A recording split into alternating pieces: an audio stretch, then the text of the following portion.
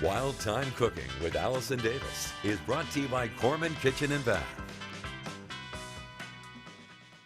Welcome back to Midday Kentucky. Chef Allison Davis here in the Wild Thyme Kitchen.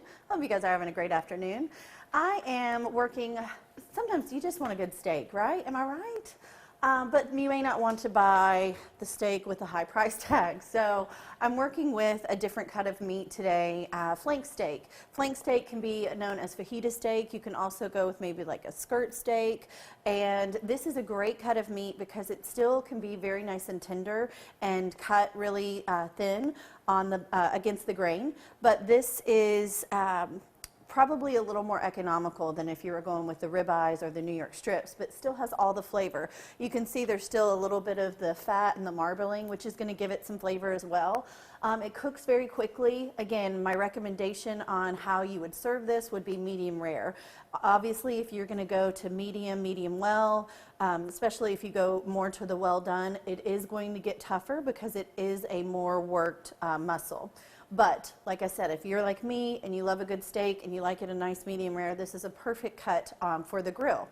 I'm using just a cast iron grill pan here, which you could use indoors. I like to just give a little oil on the meat, and then we're just going to season it with salt and pepper. Excuse me. All right, and then I've got a hot grill, trying to get this to a nice smoke point, and then we're going to grill this. This is a very classic dish as far as Argentinian or Argentinian steakhouse, and I'm going to make a chimichurri sauce as a sauce that's going to go over top of the steak. So all I'm going to do is just take this steak, flank steak, and we're just going to throw it on the grill. We're just going to let that work and sear and season. Now keep in mind this is kind of thick in the center, so I am not going to be cooking it all of the way through on the grill. Otherwise it'll probably burn and scorch and get too crispy on the outside. All I'm going to do is really just mark this and get some nice flavor and caramelization on the steak. And then I like to finish it in the oven to get it to the internal temperature that we're looking for, which is roughly 125 to 130 max on the steak for medium rare.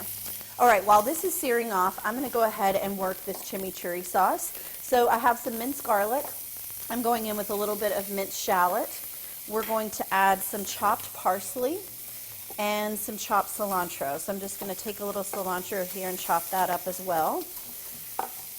I typically use red wine vinegar or just lime juice as my acid, but I picked this up at a local grocery store, and this is used in a lot of Spanish cooking, so I thought I would try this instead. But like I said, if you don't have sherry vinegar, you could go with red wine vinegar or even white wine vinegar. But in this case, for this recipe, I'm going to add a little bit of sherry vinegar, which I really love, and I think it will add a nice flavor. To this, we're going to add a little lime juice as well. But basically, this is almost like a sauce or a paste with just the fresh herbs. So I'm going to give our cilantro a little bit finer chop here. Cilantro and parsley is really all you need. If you have access to some fresh oregano, oregano is also pretty common in here. We're going to add some olive oil in to mix in with the vinegar, some salt and pepper, and if you like me, like a little heat, maybe a little hit of red pepper flakes.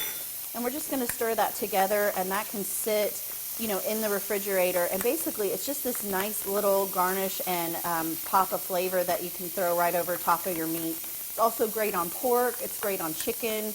This will keep in your fridge for roughly, I'd say, about 5 days. So you could make a nice batch of chimichurri, put it in the fridge, and just have it for different meats, just to give it that fresh flavor of your herbs, garlic, shallot, and vinegar. All right, we're going to turn our steak just to give it a little bit more of a hatch mark, and then this is going to finish off in the oven. All right, gang, we pulled this out of the oven, and this went for roughly, I'd say, about 10 minutes in the oven at 400 after we grilled it and got those nice grill marks. You ideally want to let it rest for, maybe 3 minutes to 5 minutes. Some of those recipes tell you to let a steak rest for 15 minutes. Nobody's doing that at home. There's no way that you can wait that long. But if you can wait a few minutes just to let those juices kind of settle back in, then you're going to be in good shape. And again, we temp this to about, I'd say 125 to 130. And as you can see, we've got a beautiful kind of medium rare, and I just typically will slice across the grain, and that's just perfect. So All you're going to do is just take this, slice it up. You can fan it out on a plate or a platter, and then we're going to top it with this chimichurri sauce, and it is precious. All right, guys, you know where to find this recipe. You can go to middaykentucky.com/recipes tab. I'm Chef Allison Davis. Thanks so much for watching. We will be right back after this short break.